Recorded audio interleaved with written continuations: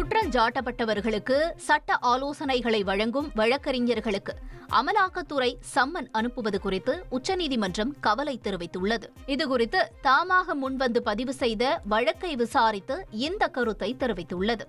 இந்த விவகாரம் தொடர்பாக அரசின் உயர்நிலை பொறுப்பில் உள்ளவர்களின் கவனத்திற்கு எடுத்து செல்லப்பட்டுள்ளதாகவும் வழக்கறிஞர்களுக்கு சம்மன் அனுப்பக்கூடாது என அமலாக்கத்துறைக்கு அறிவுறுத்தப்பட்டுள்ளதாகவும் மத்திய அரசின் அட்டர்னி ஜெனரல் தெரிவித்தார். இந்த நிலையில் இந்த விவகாரத்தில் அமலாக்கத்துறை எல்லை தாண்டி இருப்பதால் வழிகாட்டு நெறிமுறைகள் வகுக்கப்படும் என்று தெரிவித்த உச்சநீதிமன்றம் விசாரணையை ஜூலை 29ஆம் தேதிக்கு தள்ளி வைத்தது.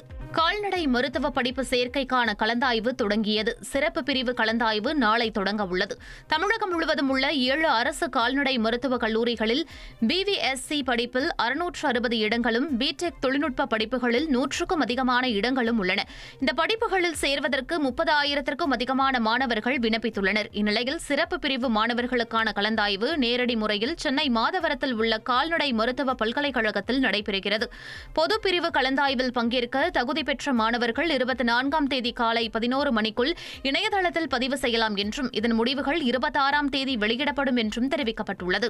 ஓரணியில் தமிழ்நாடு என்ற பெயரில் உறுப்பினர் சேர்க்கையின் போது OTP பெற மெட்ராஸ் உயர்நீதிமன்ற மதுரை அமர்வு இடைக்கால தடை விதித்துள்ளது.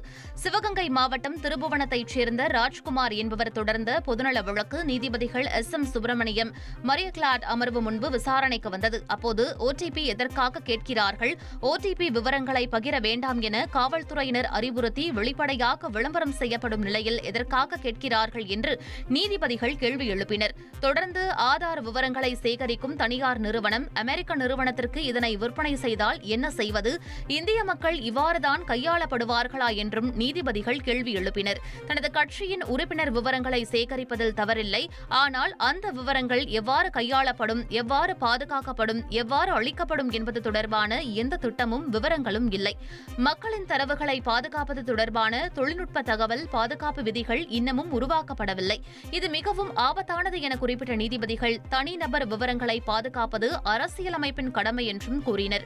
ஓரணியில் தமிழ்நாடு என்னும் பெயரில் உறுப்பினர் சேர்க்கையின் போது OTP-யை பெற இடைக்கால தடை விதிப்பதாக தெரிவித்த நீதிபதிகள் உறுப்பினர் சேர்க்கையை நடத்தலாம், ஆனால் OTP விவரங்களை கேட்கக்கூடாது என குறிப்பிட்டனர். மேலும் வழக்கில் இந்திய தேர்தல் ஆணையத்தை நீதிமன்றம் தாமாக முன்வந்து சேர்ப்பதாகவும், டிஜிட்டல் முறையில் தனிநபர் தகவல் எவ்வாறு பாதுகாக்கப்படுகிறது என்பது குறித்தும் வழக்கு தொடர்பாகவும் மத்திய மாநில அரசுகள் பதில் மனு தாக்கல் செய்ய உத்தரவிட்டு வழக்கை 2 வாரத்திற்கு ஒத்திவைத்தனர். ட்ரெண்ட ஃப்ரெண்ட் ஆக்கிக்கோங்க. தந்தி டிவியின் சப்ஸ்கிரைபர்ஸ் அண்ட் ஃபாலோவர்ஸ் குடும்பத்துல நீங்களும் இணையுங்க.